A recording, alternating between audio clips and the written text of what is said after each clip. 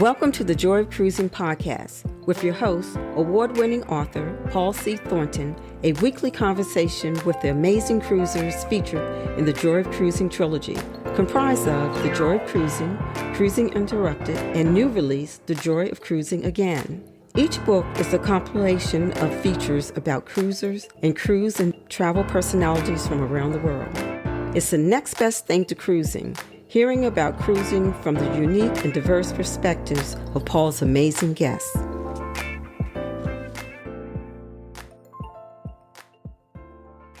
Hello, passionate cruisers. This is Paul, and this week on the Joy of Cruising podcast, I am delighted to welcome Mikkel and Dan of Sometimes Sailing, a blog that focuses on small ship cruising as well as ship within a ship spaces. They also created and curate Sometimes Home, whose website states, Sometimes Home grew out of a deep passion for exploring the world and wanting to share it with you while maintaining a home base.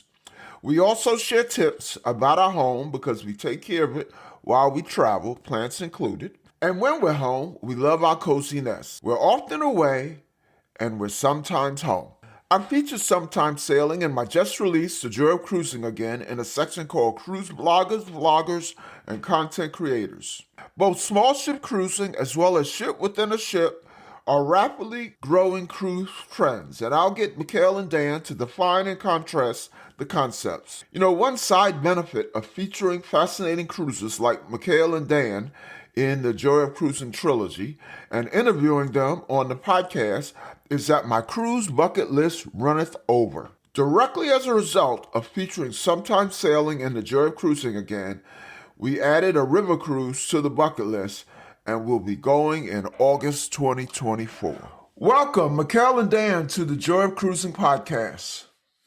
Thank you. We are so excited that you asked us to be here. We are always honored. Thank you. Great. How you both doing? We're doing great. This year's been a fantastic year of travel and cruising, and we've just been spending time enjoying exploration of the world. Well, for the listeners, Mikkel and Dan are actually chatting with me from Spain, and that's just the tail end of just a magical journey they've been on. So before I press record, I asked Dan where they were adopting, but he told me not at this time. Paul, we'd love to travel with you guys, so maybe a temporary adoption in some case. Yep.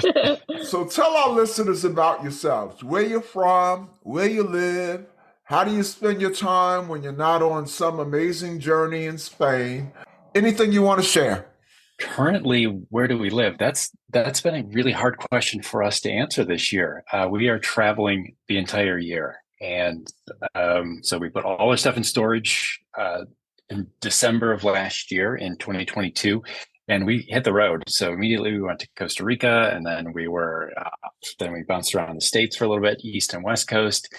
And then we came over to Europe, and we cruised a couple times here in Europe, and we've been in Spain for 2 months. And unfortunately, that time in Europe is coming to a quick close because we just got a tourist visa. And then we're jumping back to the States with some more cruises. And we've just been all over this year. It's been amazing.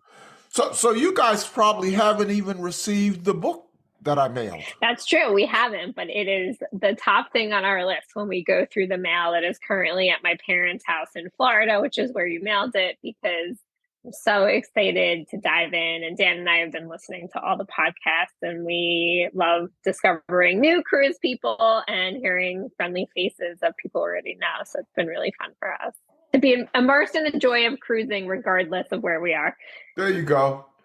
Good answer. It's true. We also, Paul, I do have to also tell you that because you have launched a podcast, we have a blog post about the best cruise podcasts to listen to. And you are the first mention under people that are podcasting, because it's organized kind of by, if it's a crew member podcast or if it's a company podcast for like CLIA. But you are number one, because we adore you, under the cruise podcast from people like yourself. Well, I appreciate it. I recall when an earlier version of that came out. I think the podcast hadn't launched, but I already knew. I knew towards the end of writing the Joe Cruising again, I needed to come up with something to continue to pursue my passion. So I knew the podcast was coming, and I think I responded to one post that you made of an older version of that you know I someday would like to be on this or something Yep. like that. So before we talk about sometimes home, sometimes sailing, and your feature in the Joy of Cruising again, I recall when we last spoke, you guys were about to embark on a couple of amazing journeys. First, it was something called the Three Continents Cruise on celestial cruises to Egypt, Israel, Greece, and Turkey. And second, the Ionian Sea adventure with Emerald cruises on Emerald Azura to ports in Greece and Italy. And then I think you were going to wrap it up with a land stay in Spain. So tell me if I've got all that right. But in any event, talk about those magical journeys.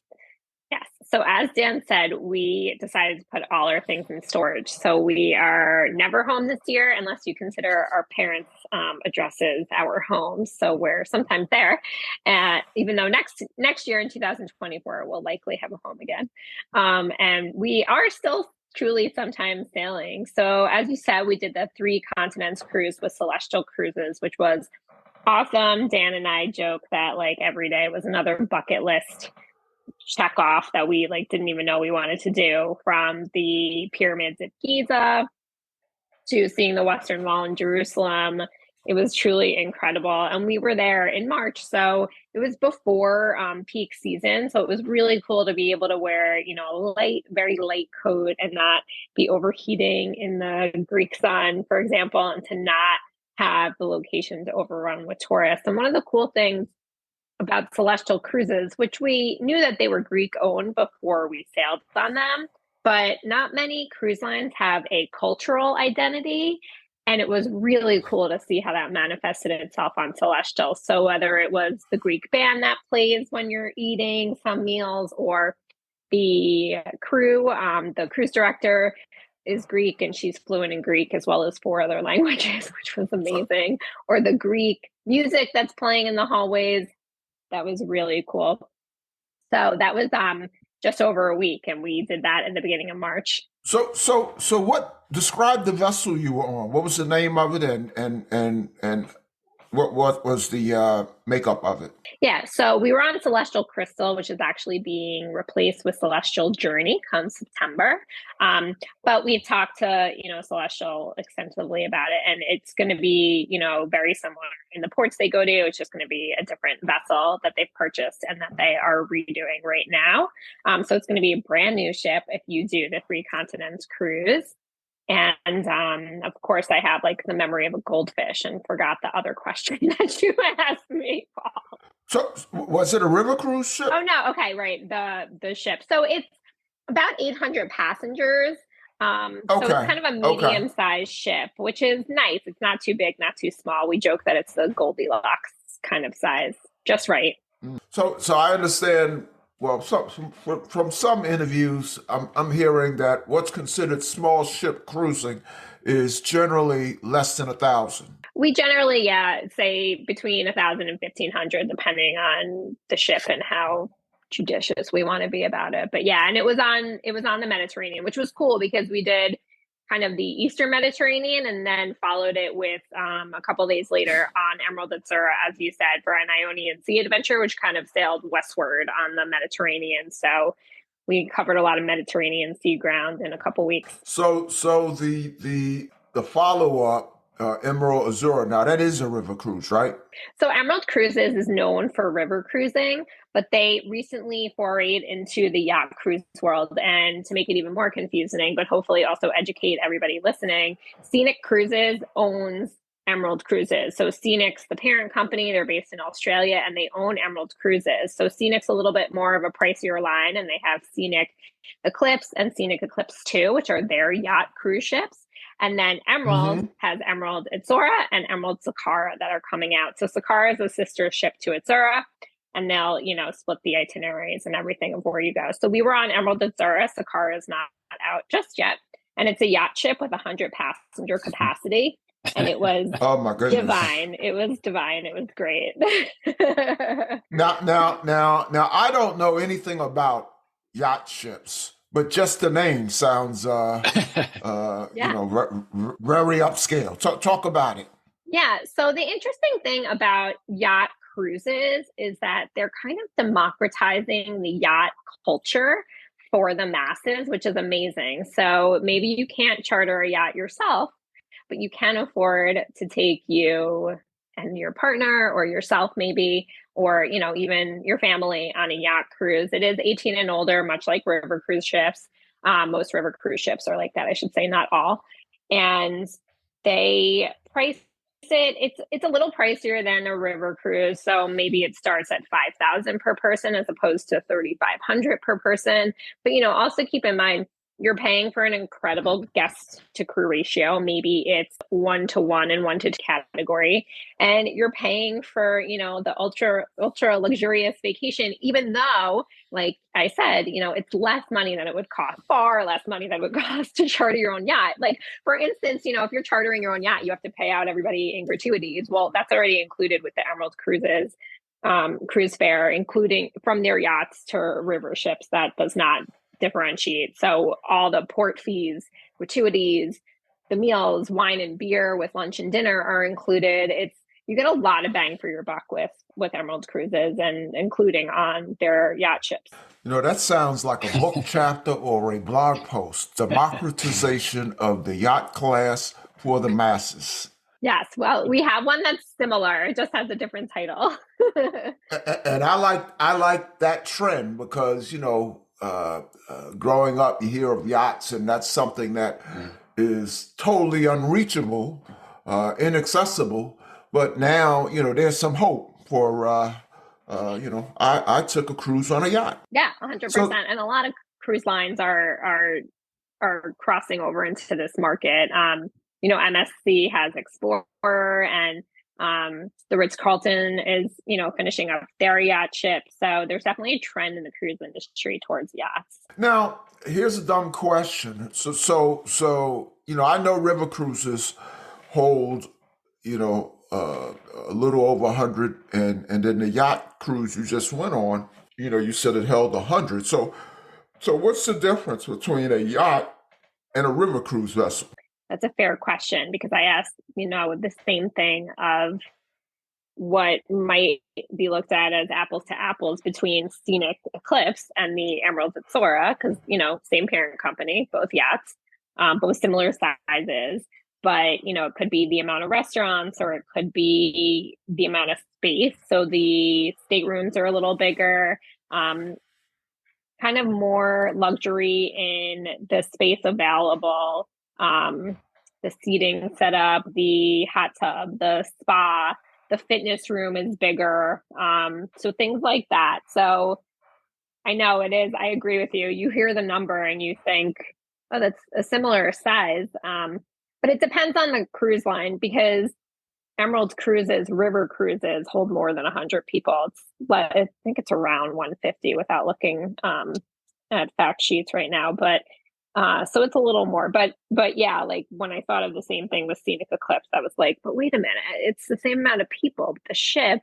And then, you come to find out, well, there's multiple restaurants on board, and they have a place for cooking classes. And so I think it's just how kind of it's laid out. Mm-hmm.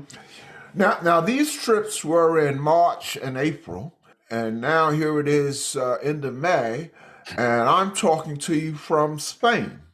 So I guess you combine your cruises with a land trip. You said a little bit about it. Talk some more about that. So we are maxing out our 90 days without a tourist visa in the Schengen agreement countries, mostly because we have to go back to the United States for something that we are attending in June.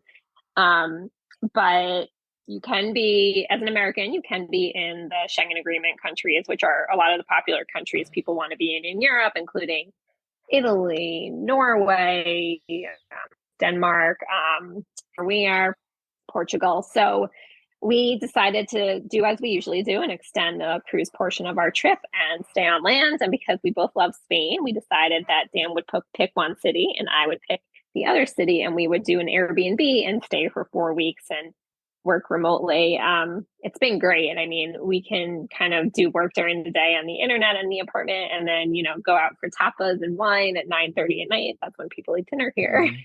So it's been amazing. Dan, do you want to add to that? Really, we just loved Spain and just jumping in and being part of the culture. And the main goal of this was to live like a local and be part of the neighborhood and really go to the markets in the morning and experience the coffee shops and tapas in the evening and just be part of the culture that is Spain. And so far, mission accomplished. Live like a local. That sounds like another book chapter or a blog post. You guys should write a book. We will talk about that upcoming. All right. When we get to the what's on your bucket list. So what other adventures have you been on since the interviews I held with you for the book? I recall a barge cruise, right? Yeah, and what a trip that was. Because this happened last summer, summer 2022. We did a barge cruise with European Waterways in France. And it started in Narbonne, France, and we cruised down the Canal de Midi, a historic canal in the south of France, and ended at the Mediterranean Sea. And it was just a fantastic trip. How many were on that? There was 5 passengers and 4 crew, I believe. Wow. So give us some highlights. Talk about it. The highlights, for me, was the food. Just having it was like having a personal chef on board, just because the numbers were the ratio was so small that our chef Toby could really personalize it and work with us and understand what we like to eat and what would go great with the wine that we had available in the south of France. Also, another highlight, express how much I enjoy a cheese course after the meal. Mm-hmm, mm-hmm. So talk about, when I hear barge cruise, and I'm kind of being facetious, but I think of Tom Sawyer and going down the river on some logs. Talk about the amenities with the modern day barge cruises. Overall, yeah, exactly. When you hear barge, you think of something that used to haul garbage or supplies down the canal. It is that, but it's been retrofitted to be very modern. This particular ship that we were on was, I would say, I would use the word homey. It felt very comfortable. There was a shared dining room that all the guests ate in. And then the upper deck was where you spent most of your time, just enjoying the scenery as it went by. And there was also a hot tub on the front. Fun fact, because of the heat wave last summer in France, it was cooler to be in the hot tub than it was to be outside of the hot tub. So we spent a lot of time in the hot tub, cruising down the canal. How was I guess on barge cruises they call them cabins? How was your cabin? It was good. It was spacious. I'm a tall guy. I'm 6'2". I didn't have any issues. There was plenty of room, and the air conditioner worked. Bathroom was a good size. I thought it was a very comfortable size for 2 people. What other adventures have you been on? I know the ones that you completed or did before publication of the book. I talked about. Anything else you've done in the last few months that I missed in the book? We sailed with Kentucky down in Ecuador, and that was we did not do the Galapagos. That was just the coast of Ecuador. Also a yacht cruise. There was 18 passengers total on that particular cruise. Really interesting because we got hands-on with nature. So there was snorkeling, there was hiking, we saw some blue-footed boobies, we saw the manta ray. A lot of education was baked into the trip, which was phenomenal and a really nice perspective, especially for that part of the world, just because the diversity of the ecosystem in Ecuador. Also, the other one we did in December of 2022 was Star Clippers, and that was in Costa Rica. And fun, just a fun, big, we were literally sailing. So, the sails that are up, and just a great experience, the throwback experience of what sailing should be and what it used to be. And what a great community on board too. Just everybody was there to have a great time and enjoy the Costa Rican weather. What was that a situation? I've interviewed passionate cruisers like yourself who have been in situations where they had to do some of what the crew normally would do with a sailboat. Did you do any of that? Not on that one in particular. There was they didn't really want you to participate in the sailing. They just wanted you to sit back and relax. But when we did the Maine Windjammers up in Maine, that was very much of, hey, why are you sitting there? We need help doing the dishes, and the sail isn't going to put itself up. So, lend a hand. Okay. So take us back. Talk about when and how sometimes home and then sometimes sailing originated, and then distinguish between the two. Sure. So sometimes home came to be because I am a wedding photographer also. It's my first career in my post-corporate life as an adult. And I would travel a lot for my weddings. And then I started blogging about them. Long story short, decided I should have a different website that had the blog post about travel separate from my wedding website. And when people would ask my schedule, I would tell them and they would say, "Are you ever home?"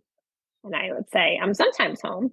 And then I thought, oh my gosh, what a great website name. And all of the social media handles were available and the website. And I thought, this is meant to be. That was in August of 2015. I bought all the, domains and secured the social media. And then into my life comes Dan in November 2015, a few months later. And we had a good feeling about our relationship early on. And I said, I haven't really done much with this blog, but, it looks like we're going to be traveling a lot together in the future. Do you want to do it together? And he said, absolutely. So ever since, it's been a couples travel blog, and we write about things from our perspective together and talk about mostly travel on land, domestically in the United States and abroad, internationally, from Europe to Asia, Central America, and beyond. And then we also have sometimes sailing because we thought no guts, no glory during the pandemic. We were not at want for anything to do. We definitely keep ourselves busy with being business owners, but we thought, everybody's starting another blog. What should we do? And we talked about a few ideas, and then, it just seemed to fit when we thought we love cruising and we can't wait to get back out there. I'm sure you know the feeling. And we like the alliteration of sometimes sailing on a cruise. Some people think that we are captains of ships, which we cannot captain a ship ourselves. Nobody would want us sailing alone, that's for sure. But my grandfather actually used to own a sailboat, and my parents talk about those memories a lot. And I've always had sailboat kind of memorabilia and pieces and parts and ropes and all those things around me with my grandparents. And, it's nice memories. So sometimes sailing felt right to Dan and me. And again, all the social media was available and the website name. So we secured it and then started writing about some cool topics during the pandemic. Could get back out there. We were champions for going back to cruising. So that's how both sides came to be.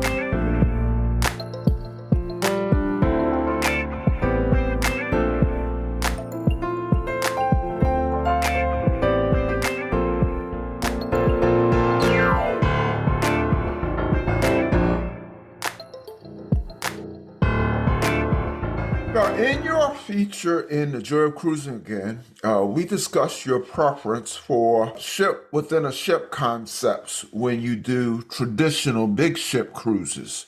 Talk about what that is and your experience with ship within a ship concepts. The first one that comes to mind for me is celebrity cruises. So they have a retreat, and when you're in the retreat, it's available. You get access to priority locations like restaurants and upgraded bedding and more perks. Like we had some weights brought to the room so we could work out in a room.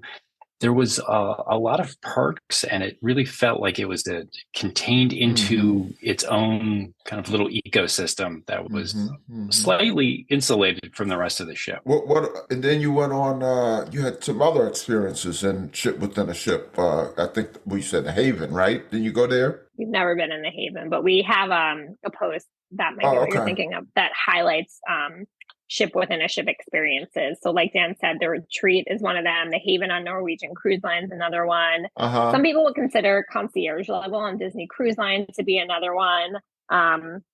Royal Caribbean has its own. Cunard has its Princess Grilled Suites, which is another. So we kind of seek out what the smaller options and experiences are. Princess Cruises doesn't have one that's similar. However, we do think that their medallion class is pretty spectacular. We have a post explaining it because we were a little confused about it when we went on Princess.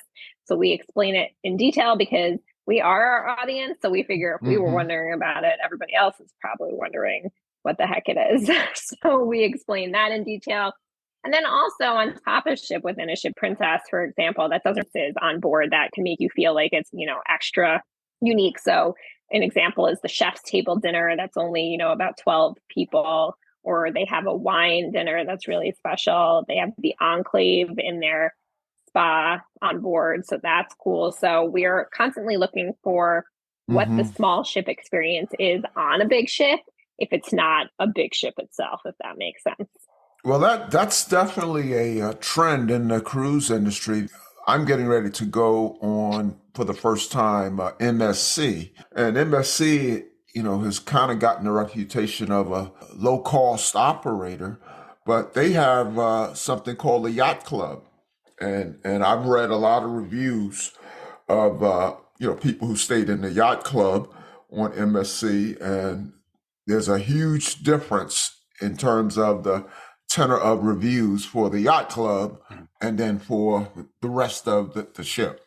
Yeah, I definitely see that as a trend, just as it's kind of similar to the trend that started with specialty restaurants. It's just it's kind of a way for the cruise line to extract more dollars from you.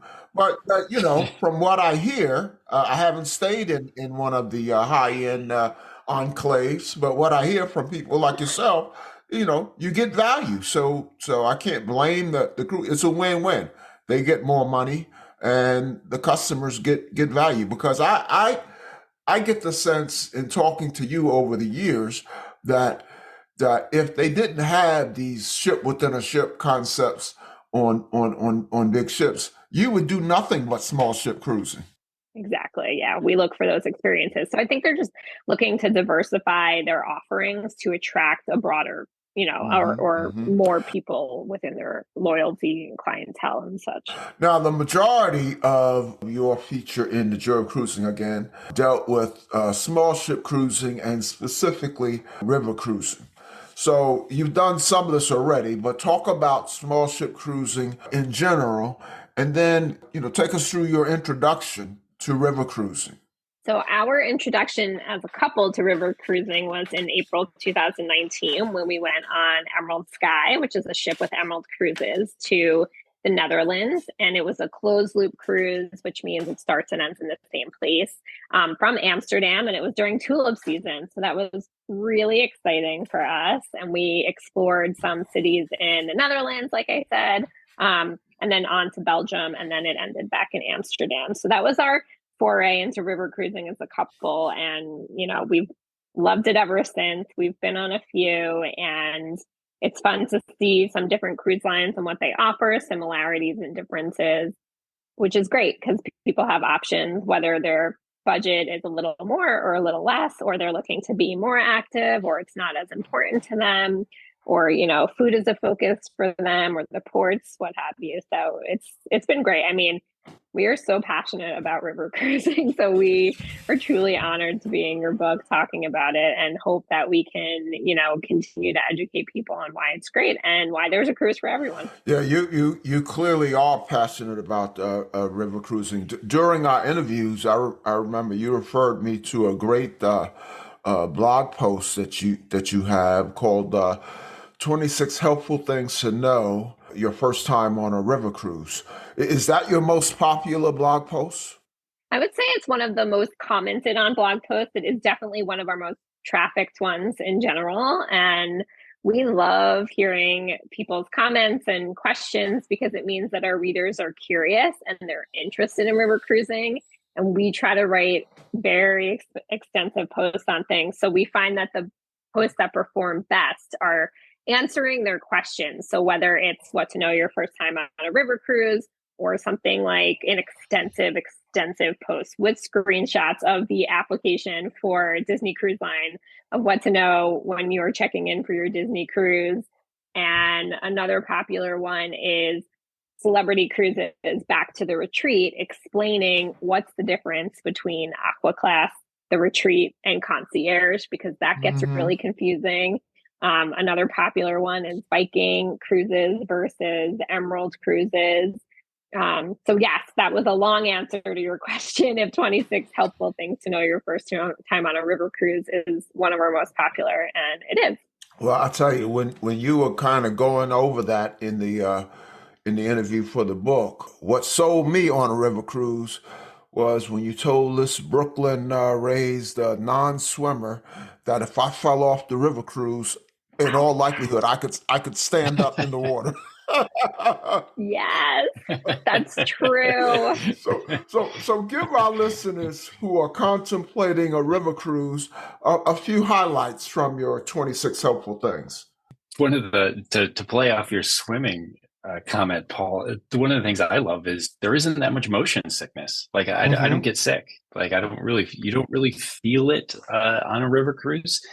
You definitely know you're in a boat, so there is a little bit of motion, but you're probably not going to get seasick. And if you do, it won't be as. I'm no doctor, so results may vary. So that's a big thing for me. But then also part of that is every time I'm on a river cruise, I'm always struck about how it feels like a floating neighborhood. You really get to know the other guests that you're there with, and you see them over and over. And it's usually pretty small and intimate setting, and you really start to form relationships. Like there are other guests that we still talk to from cruises years ago that we keep in contact with. And with it being so small, you really get those attention to detail. Like we talked about earlier, that crew to passenger ratio is fantastic. And there is, the waiters will remember your order, and they'll always bring you a cup of coffee the way you like it by the second day. And, you really start to feel, it feels like home. And then all of a sudden, poof, and the cruise is over. and so there's a main dining room, right? And then I guess some of them also have one or two specialty restaurants. It depends on the ship. Most river cruise ships have one main restaurant, and then they have kind of supplemental dining spaces. So maybe the lounge bar acts as, a small continental buffet for late or early risers before or after the main breakfast. Or Viking has a small area, the Aquavit, tomato terrace that you can eat at, during lunch is a good example. So in general, they usually have one restaurant. Now it varies because, some higher end luxury lines like Scenic or Uniworld might have more restaurants. But I think it's safe to say that there's one main restaurant and then other options. Another one, actually, now that I'm saying that, was Ama Waterways has a special They had a special chef's table that was really fun too. So it's kind of a second venue, but you have to make a reservation. But everybody on the ship, can eat there at least once. And I understand. I recently read your review on Amber Waterways. The chef's table experience is part of the fare, right? Exactly. Yeah. Okay. So some of these, or maybe all of these river cruises have, small to medium, like exercise facilities and a spa. Is that right? So the answer to your question is it depends on the cruise line. So for example, Viking didn't have a workout room. And Dan, correct me if I'm wrong, but they did not have a pool or a spa.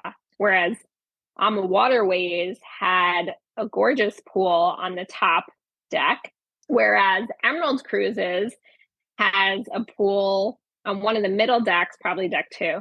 There's only like 3 decks on river cruises, but that had a retractable roof if it was nice out. And then some river cruises don't have, a fitness room. Some have a fitness room that's kind of the size of a cabin or a suite.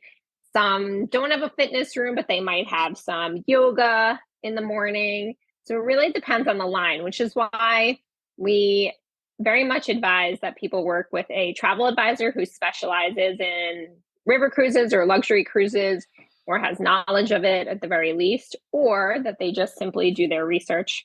We know a great resource, Sometimes Sailing. And we truly answer everybody's comments. we answer everybody's comments and questions because we exist to help people plan their vacations and motivate them to plan their next vacation and kind of take anything that's intimidating out of it. So again, a long answer to your question. I'm good at that. Do they all have a spa or at least a masseuse? Usually there's a room that if it's not kind of a formal spa situation that you would typically think of like on a big cruise ship or at, a hotel spa on land, it's a room with a massage table and there is somebody on board who specializes in spa treatments, whether it's somebody who can do facials and massages or, any combination. So on river cruises that you've gone on or even ones you've heard of, what's the most unique amenity? Because I've heard of one, I don't know that it's a river cruise technically, but it has like a submarine. Oh, yeah. Submarines are kind of big too. Scenic Eclipse and Eclipse 2 have submarines. Definitely more on the luxury side of cruising, things like that, or a helicopter as well on Scenic Eclipse. We had experience on Emerald Azura, the infrared sauna, which was incredible and included in the cruise fare. And actually, I'm shocked that more people didn't take advantage of it. You just go in normal clothes because you're not sweating a whole lot. It's kind of like it's a different heat, but it just feels like a warm hug sitting in there. We have an Emerald Azura. I love the warm hug. We have an Emerald Azura review on our site, and you can see a picture of me sitting in there. So that was great. And Dan loved the big fitness room that was there, which a fitness room on board really is a treat. Oh my God. And that brings up the laundry room on Azura, which was amazing. So Emerald Azura. Yeah. Now how could a laundry room be amazing? I know. I hear you. So they have 2 options. You can send out your laundry like you can on most ships, and the crew does it for you, and it's a price per piece of laundry. Or on deck 4, they have a laundry room. It's amazing because it's brand new, state of the art. There's a steamer in there if you need to steam a shirt or a dress or slacks. They have an iron in there. And then the washers are all preloaded with detergent. So you just start the wash and it's in there already. And then the dryer, we actually brought our own dryer sheets and detergent, not knowing if it would have that or not. And, just because we were traveling around Europe after. But when you were traveling around Europe for, 2.5 weeks at that point, we are light packers. We do carry on only for the most part. A laundry room is such a luxury, and it's a trusting environment. You just set a timer on your phone, go have a cocktail or enjoy the hot tub, and then come back and put your stuff in the dryer. It was awesome. So I'm going to vote that as, top 1 or 2 luxurious amenities on a cruise ship that wowed me. I'd have never guessed that would be your choice. We like to keep people on their toes. So we've talked a fair amount about inside or on the river cruise.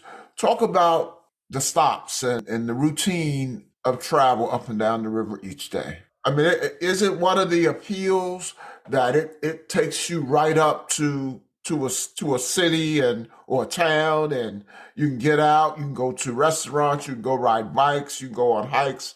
So talk about the port stops, if that's what you call them in the river cruise jargon, and the excursions. What I enjoy the most about river cruising, especially in Europe, is you're going to visit small cities or towns that you would never take the time to go see, because they may take you, from the nearest airport might be a 3-hour drive, and it just wouldn't be on your radar.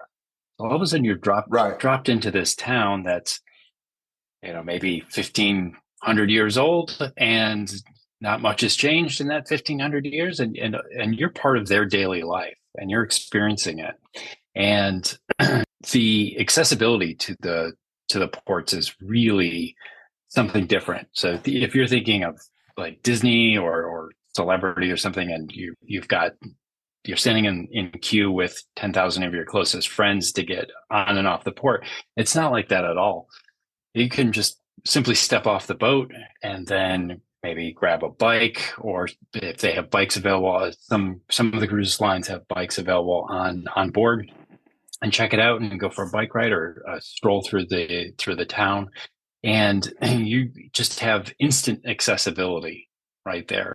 Also, what is really, really nice is the cruise lines themselves have quite a few options for excursions. So maybe there is a level of intensity, physical intensity level. So maybe it's a vigorous walk, or maybe it's a hike or a run or a jog or a bike ride. Or else you can just go on your own and really just explore the town or the port at your own speed. So it's kind of really just choose your own adventure for whatever you want for that particular port. So for many of the river cruise lines, or maybe all, the excursions are included, right? So it depends on the cruise line. So Viking included some, but like there was a tour in Cognac to make your own cognac in France. That was, an upgrade. Or Emerald includes one tour for the masses kind of thing, and then an Emerald Active, they call it, tour that Dan was saying is like kind of like a little bit more of a intense hike, still moderate, but and then AmaWaterways actually includes the most tours we've ever seen. So you have various options of what's included. We're sailing with American Cruise Lines this summer, and we were just picking our tours and everything on the Tennessee River. And, they have some inclusions and then some upgrades too. So it really depends on the cruise line. And again, it's all about being an educated cruiser and looking at the paperwork and looking at their website when you can log in with your booking number and knowing what you're getting. But it is also something to ask ahead of time, so you're not surprised that you might have to pay for the excursion that you were hoping to go on, because it all, affects somebody's budget. Going back to, and I'm jumping around, but going back to on the ship, what are generally on river cruises, what are the inclusions? So generally it includes port fees and taxes, gratuities, and then lunch and dinner, beer and wine, and soft drinks. So maybe you don't like beer and wine, but you like, a soda with a meal or an iced tea or something. Other than that, spa treatments are additional. That said, on Emerald Azora, which is not a river cruise ship, but an ocean ship, but still luxury and small ship cruising, as I was saying, the infrared sauna is included. So generally that's the inclusions. And then depending on if you catch a promotional fare or you catch, a special, maybe it includes drinks Actually, on river cruises, Wi-Fi is always included. It's an open network that you can access. That's pretty much true across the board. Whether or not you can get Wi-Fi reception is another story. It depends where you are. And the nice thing about river cruises is you're never actually far from a city or, seeing land on either side of you. Mm-hmm. So it really just depends on the area. Chances are, if you're not getting good Wi-Fi signal in the area, then the people that live on land probably also aren't getting good cell phone reception.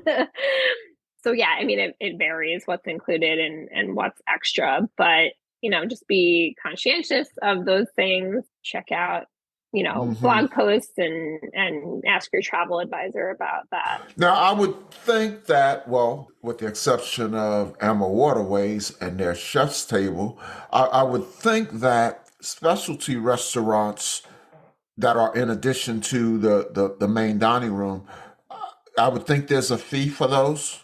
I want to say it depends on the ship, but I also want to say it's included because, like we were talking about before, Ama Waterways includes that chef's table as long as you're eating there once. We haven't personally been on a line that charges more in terms of river cruising for another restaurant, but we're not saying it doesn't exist. We're just saying we haven't encountered that. Let's talk about today and the future. So what projects are you working on for Sometimes Home and Sometimes Sailing? Sure. So as we kind of alluded to before, I have wanted to write a book for a long time. So Paul, I'm going to need your expertise and advice on that offline one of these days because you're the expert on that. Just don't expect to quit your day job. Yes, I hear that. And then, we're continuously working on just fine tuning our existing things. So we want to get newsletters out more regularly, something that's, been on our wish list for a long time. And then also we have all our content is syndicated to MSN Travel, which we love, but we also can make additional travel articles on MSN as direct publishers. So we are working on some exciting slideshows because people love photo stories. And also, I recently jumped into Cruise Critic as a freelance writer, which is super exciting. And also, we are publishers on Google News. So we have a bunch of exciting things that are already happening that we are going to hone in on, and also wish list things like the book. How do our listeners follow Sometimes Home and Sometimes Sailing on social media and the internet? Thanks for asking. So our websites are sometimeshome.com, that's plural. And then our other site is Sometimes Sailing, plural. It's 2 S's in a row in the middle. And then our social media for Sometimes Home is pretty much at Sometimes Home for Twitter, Facebook, and Instagram. On Pinterest, it's at Sometimes Home MD, like Mikkel and Dan at the end, because somebody already owned Sometimes Home. And then for Sometimes Sailing, it is Sometimes Sailing on Instagram and Facebook, and Sometimes Sail on Twitter because there's a character cap on the name. And then it's Sometimes Sailing on Pinterest. We are on TikTok, but we really don't post there. But, sometimes I go on to have a little break from doing work. So let's talk about the future. What do you have booked? Upcoming. This year has already been super exciting, and we are looking forward to our next cruise will be with American Cruise Lines on the Tennessee River cruise. It's a new itinerary, and it's a new ship for them. And we're super excited it starts in Chattanooga and ends in Nashville. So we've got that coming up. And then also we're doing Alaska this year. This has been something we've really been looking forward to. We're doing that with Alaska Dream Cruises, doing the Inside Passage cruise from Sitka to Ketchikan in August. Have you been to Alaska? Have not. Wow. I just found something that I have that I can contribute to Dan and Mikkel. I just got back off of a 16-day, really it was a dream cruise because it got 2 bucket list destinations in one. It started in Hawaii. Oh, and we did the Hawaiian Islands, and did 6 sea days up to Alaska. So So after you do that, 60 days, that's a yeah, dream. after you do that, we can talk. In fact, I consider you leaders in the cruise community, and I certainly expect to have you back if you will come back. And Oh my a gosh. good time to have you back is after your Alaska trip, because now I think I know a little bit about Alaska. Oh my gosh, we should talk about Alaska, like both of us, and have your wife on, and then the four of us can chat about Alaska. That would be awesome. Yes, Let's do yep, it. yep, yep. Anything else booked? Not that you're hurting for things to do. Yeah, so we have for travel. Yeah. We have a Holland America Line cruise booked. So we are super excited about that. That starts in Boston and ends Hmm. in Quebec City. So it's a New England and Canada cruise. And that is at the tail end of August into September. So we are psyched. We don't know if it's too early to see some leaves. It'll depend on what happens with the weather between now and then. Now, where was the But we're Holland excited to America cruise that region. cruise? It goes to New England and Canada. So it starts in Boston and it ends in Quebec City. What's on your bucket list? To me, asking passionate cruisers like you, what's on your bucket list, seems like your whole life is a bucket list. What do you consider a cruise adventure that you want to do that you haven't done yet? So for me, it is Arctic and Antarctica. Arctic, definitely first and Hmm. foremost, like Greenland, Iceland, and northern Norway, and also Japan. I love Japan. We're going there in the fall on land, but unfortunately, it's a little after cruise season there, so we're gonna have to go back to Japan for a cruise one day, which is fine with me. Didn't you have a honeymoon canceled for Japan or something like that? My gosh, good memory. Ooh, yeah. Because of cold, it was because of Yeah, we COVID. actually eloped 4 years ago So, tomorrow, and we were gonna go to Japan to Okinawa Mm. for our honeymoon, and then go to other places in Japan after for vacation. But COVID happened, and we did not get to go there. And they recently opened. I would say this is really the first year that they're open again post pandemic. So it's on a lot of people's post pandemic bucket list hmm or pre pandemic delayed list for trips. hmm So good memory. Yeah. Correct. hmm hmm And then Dan has an Asian area, but different on his bucket list. I really want to do the Mekong River and explore Cambodia and Vietnam and really just immerse myself in that. That's on my bucket list as well. Good luck. You'll probably do it next year. So As they say, from your lips to God's ears, Paul. We'll see.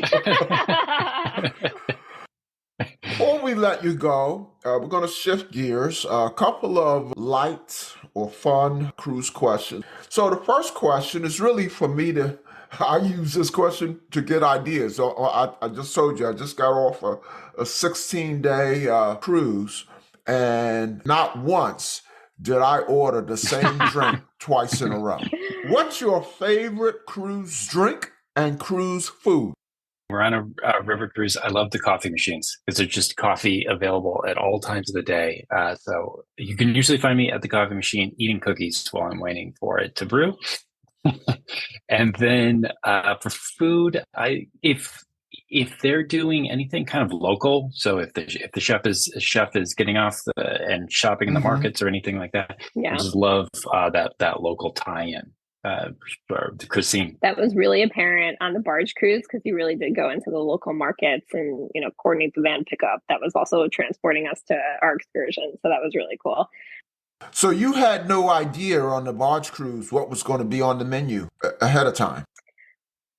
We knew in the Yeah. morning, but if there was something really special that Chef Toby could get at the market that day that he added or, surprised us with, it would deviate a little bit. I mean, he knew that, he can accommodate that or if somebody is celiac, but we knew in the morning because he wrote it on a little board, a little black board that was maybe this big.